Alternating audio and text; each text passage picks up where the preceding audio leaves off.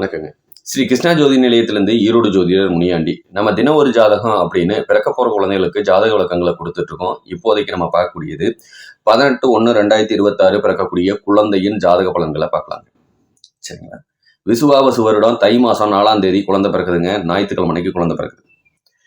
ஓடிட்டு இருக்க நட்சத்திரம் உத்திராட நட்சத்திரம் ஓடிட்டு இருக்கு மகர ராசியில. சரிங்களா?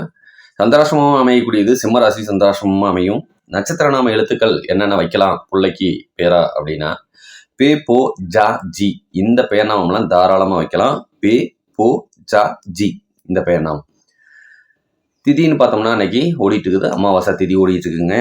யோகம் ஹர்ஷண யோகம், கரணம் சதுஷ்பாதம், ஆட்சி கிரகம் நீச்ச கிரகம் எதுவும் இல்லைங்க. உச்ச கிரகம் மட்டும் செவ்வாய் நல்ல உச்சமாகி உட்கார்ந்துருக்காங்க. பஞ்சபட்சின்னு எடுக்கும்போது கோழி தான் பஞ்சபட்சியை வரக்கூடிய அமைப்பு. குபேர புள்ளின்னு பார்த்தோம்னா சித்திர நட்சத்திரம் 2ஆம் பாதம் கன்னி ராசிலையும், அதிர்ஷ்ட புள்ளின்னு பார்த்தோம்னா புனர்பூச நட்சத்திரம் 2ஆம் பாதம் சரிங்களா மிதுன ராசிலையும், துரதிர்ஷ்ட பள்ளி பூச நட்சத்திரம் 2ஆம் பாதம் கடக ராசிலையும் அமையக்கூடிய அமைப்பு நல்லா இருக்குங்க. சரிங்களா? உத்திராட நட்சத்திரத்துல ஒரு குழந்தை பிறக்குது அப்படின்னு சொன்னா சூரியன் தான் எடுத்த உடனே ஒரு 6 வருஷம் தசாபுத்தி நடத்துவாங்க. அதுக்கப்புறம் பார்த்தீங்கன்னா சந்திரன் ஒரு 10 வருஷமும், செவ்வாய் ஒரு 7 வருஷமும், அதுக்கப்புறம் வரக்கூடிய ராகு தசை ஒரு 18 வருஷம். இத்தனை தசாபுத்தி நல்லா இருந்துச்சுன்னா குடும்பத்தை யாருனாலையும் ஆட்டி வைக்க முடியாது, பிரச்சனையை சந்திக்க வேண்டியது இல்லை அப்படின்னு நமக்கு பார்க்கும்போது என்னென்ன லக்னங்கள் சரிங்களா இந்த ராகு தசை வரைக்கும் என்னென்ன லக்னங்கள் பாதிப்பை கொடுக்கும் அப்படிங்கிறத மட்டும் நம்ம எடுத்துக்கலாம். சரிங்களா? மிதுன லக்னம். ஏன்னா இந்த மாதம் பூராமே மிதுன லக்னம் கொஞ்சம் பாதிக்கப்படும். ஏன்னா 8ல் உட்காந்து சூரியன் தசாபுத்தி நடத்துகிறாங்க அப்படின்னு சொன்னால் எடுத்த உடனே சூரிய தசை நடக்குதுன்னா கண்டிப்பாக அந்த மிதுன லக்னம் பாதிக்கப்படும் அப்படிங்கிறத கொஞ்சம் புரிஞ்சுக்கணும். அப்படின்னா மிதுன லக்னம் இயற்கையிலேயே பாதிக்கப்படுறது.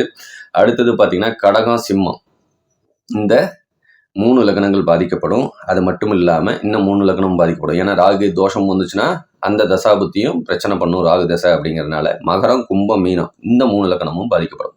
அப்படின்னா மிதுனம் கடகம் சிம்மம் மகரம் கும்பம் மீனம் இந்த 6 லக்னங்கள் பாதிக்கப்படுவாங்க. தாய்க்கும் தந்தைக்கும் இடையில சண்டை பிரச்சனை பிரிவுகளை கொடுக்கலாங்க. இல்லை கடன் நோய் வம்பு வழக்கு பிரச்சனையை கொடுக்கலாம். சரிங்களா? ஊரை விட்டு தேசம் விட்டு வெளியே அனுப்பலாம். அம்மா அப்பாவுக்கு இடையில சண்டை போட்டு பிரிஞ்சு போகலாம். இல்லைன்னா தொழில் விஷயமா இடமாற்றத்தை கொடுக்கலாம். நாங்கள் கவர்மெண்ட் வேலையில் தான் இருக்கிறோம் அப்படின்னு சொன்னாலும் இடமாற்றத்தை கொடுத்து அவங்களுக்கும் சங்கடங்களையும் பிரச்சனைகளையும் கொடுப்பாங்க.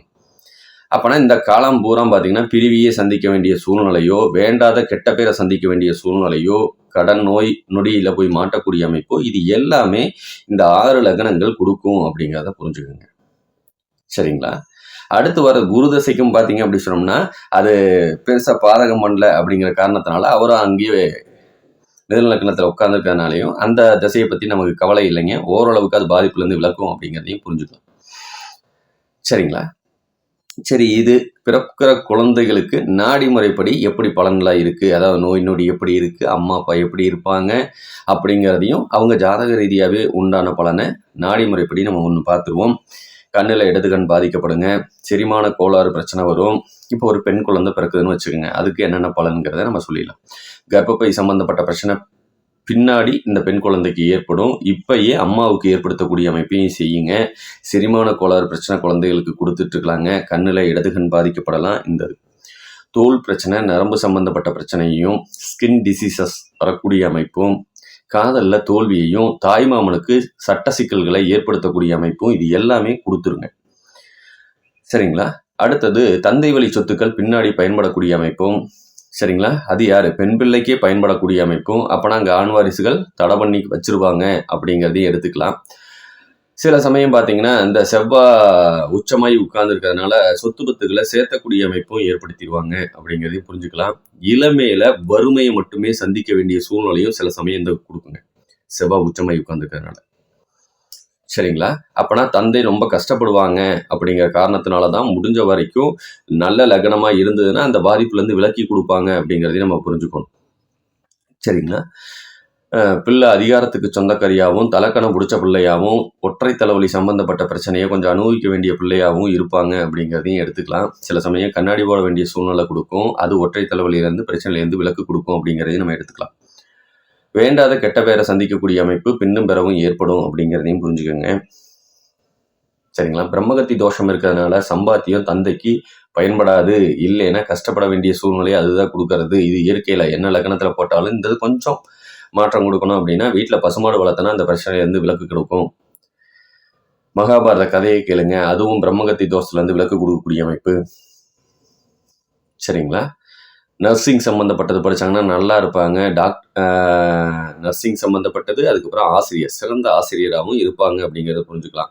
நிறைய தண்ணி குடிக்க சொல்லுங்கள், பப்பாளி பழம் சாப்பிட சொல்லுங்கள். என்ன காரணம்னா வீட்டில் இருக்கவங்களுக்கு வயல் சம்மந்தப்பட்ட பிரச்சனையும் இது கொஞ்சம் கொடுக்கும் அப்படிங்கிறத புரிஞ்சுக்கோங்க. இதே ஒரு பையனோட ஜாதகம் அப்படின்னு சொன்னால் என்ன மாதிரி பலன் இருக்குது அப்படின்னா, கொஞ்சம் அவன் சோம்பேறித்தனத்துக்கு சொந்தக்காரனாக இருப்பான். ஆனால் அதிகாரம் அவன் தலையிலேயே இருக்கிற ஊறி போன ஒன்றா இருக்கும், ஞாயிற்றுக்கிழமை பிறக்கிறதுனால. சரிங்களா? இவனுக்கும் கொஞ்சம் ஃபைல் சம்மந்தப்பட்ட பிரச்சனை இவருக்கும் கொஞ்சம் கொடுக்கும். இல்லைன்னா இவங்க குடும்பத்தில் இருக்கவங்களுக்கு யாரோ ஒருத்தங்களுக்கு ஏற்படுத்தக்கூடிய அமைப்பு. ஆணுறுப்பு சம்மந்தப்பட்ட பிரச்சனையும் இவன் கொஞ்சம் அனுபவிப்பான். இல்லைன்னா விந்தணுக்களுக்கு உயிரணுக்கள் ரொம்ப கம்மியாக இருக்கக்கூடிய அமைப்பை பின்னாடி ஏற்படுத்தும் அப்படிங்கிறதையும் புரிஞ்சுக்கலாம். அதிகாரத்துக்கு சொந்தக்காரன் தலக்கணம் பிடிச்ச பயலாக இருக்க வேண்டிய சூழ்நிலையும் அது கொடுக்கும். தந்தை வழி சொத்துக்கள் பின்னாடி பயன்படும். இளமையில இவன் கொஞ்சம் கஷ்டத்தை அனுபவிப்பான். ஆனால் பின்னாடி பெரிய அளவு வரக்கூடிய அமைப்பை இது ஏற்படுத்தும். அதாவது அரசு சம்மந்தப்பட்ட வேலையில் நிறைய வருமுடி பண்ணக்கூடியவனா வருவான். நிறைய சொத்துக்களை வாங்கி போடுவான். அந்த சொத்துக்கள் அழியா சொத்துக்களாக மாறும் அப்படிங்கிறதையும் நம்ம புரிஞ்சுக்கணும். இவனுக்கும் தோல் பிரச்சனை, நரம்பு பிரச்சனை கொஞ்சம் கொடுக்குங்க. காதலில் தோல்வியை கொடுக்கக்கூடிய அமைப்பும் ஏற்படுத்துங்க. அம்மா நல்ல புத்திசாலித்தனத்துக்கு சொந்தக்காரங்களாக தான் இருப்பாங்க. அவங்களுக்கும் கர்ப்பப்பை சம்மந்தப்பட்ட பிரச்சனை வரலாம். இதனால் கர்ப்பப்பை எடுக்க வேண்டிய சூழ்நிலையை ஏற்படுத்தலாம் அப்படிங்கிறதையும் நம்ம புரிஞ்சுக்கணும். சரிங்களா? சரி, குழந்தை பிறக்கிற நேரம் கோச்சாரத்துப்படி எங்களுக்கு அதாவது சுப பலன்கள் வந்து சேருமா அப்படிங்கிறது நமக்கு வேணும். குருவோட பார்வை பார்த்தீங்க அப்படின்னு சொன்னோம்னா ராகு மேலே தான் இருக்குது. ராகு மேலே இருந்ததுன்னா ஏதாவது பூர்வீக சம்மந்தப்பட்ட பிரச்சனைகளை உண்டு தான் பண்ணி விடுவாங்க, பெருசாக பண்ணுவாங்க. விபத்துக்களை ஏற்படுத்துறதுக்கு ஒரு வாய்ப்பை ஏற்படுத்தி கொடுத்துரும். அதனால சுப பலன் கிரக சூழ்நிலைகள் எதுவும் இல்லைங்க. சுப பலன்கள்லாம் கொஞ்சம் தடப்படக்கூடிய அமைப்புக்கு எழுதிட்டு போயிடுறாங்க அப்படிங்கிறதையும் புரிஞ்சுக்கணும். வைகாசிக்கு மேலே, அதாவது வைகாசி 18ஆம் தேதிக்கு மேலே சுப பலன்கள் வந்து சேரும். சரிங்களா? அரசு சம்பந்தப்பட்ட உதவிகளும். அடுத்தது பார்த்தீங்க அப்படின்னு சொன்னோம்னா தந்தை ஏதாவது கவர்மெண்ட் உத்தியோகத்துக்கு எழுதுறாங்க அப்படின்னா அவங்களுக்கு அரசு வேலையை கொடுக்கக்கூடிய அமைப்பும், தாய் இல்லைன்னா எழுதுறாங்க அவங்களுக்கும் அரசு சம்பந்தப்பட்ட வேலையை ஏற்படுத்தக்கூடிய அமைப்பு ஏற்படலாங்க. இடம் வாங்கக்கூடிய யோகம், வீடு கட்டக்கூடிய யோகம் வைகாசி 18ஆம் தேதிக்கு மேலே உங்களை வந்து சேரும் அப்படிங்கிறதையும் புரிஞ்சுக்கோங்க. குழந்தை பிறக்கிற நேரம். ஆண் குழந்தையாக இருந்தால் யோகத்தை கொடுப்பாங்க, பெண் குழந்தையாக இருந்தால் கொஞ்சம் கஷ்டத்தை கொடுத்து தான் யோகத்தை கொடுக்கும் அப்படிங்கிறதையும் புரிஞ்சுக்கோங்க. சரிங்களா? இந்த ஜாதக ரீதியாக மேலும் உங்களுக்கு தகவல் தேவைப்படுது, ஏதாவது அவசர ஆப்ரேஷன் பண்ண வேண்டியதாக இருக்குதுன்னா கீழே இருக்க நம்பருக்கு நீங்கள் கான்டாக்ட் பண்ணுங்கள். உங்களுக்கு தேவையான தகவல் கிடைக்கும் அப்படிங்கிறத சொல்லிக்கிறேன். சுகப்பிரசவமானாலும் ஜாதக பலனை தெரிஞ்சுக்கணும் அப்படின்னாலும் முடிஞ்ச வரைக்கும் கான்டாக்ட் பண்ணுங்கள். இன்னும் அவங்க பிறக்கிற நேரத்தை பொறுத்தளவுக்கு துல்லியமாக இருக்கும் அப்படிங்கிறதையும் புரிஞ்சுக்கோங்க. ஏன்னா அந்த டைமுக்கு ஏற்ற மாதிரி இன்னும் துல்லிய பலன்கள் கொஞ்சம் மாறலாம் அப்படிங்கிறதையும் நம்ம புரிஞ்சுக்கணும். இது ஒரு 80-90% துல்லியமாக இருக்கும் அப்படிங்கிறதையும் சொல்லிக்கிறேன். மேலும் வேறு தகவல் தேவைப்படுதுன்னா கீழே இருக்க நம்பருக்கு கான்டாக்ட் பண்ணுங்கள். நன்றி, வணக்கங்க.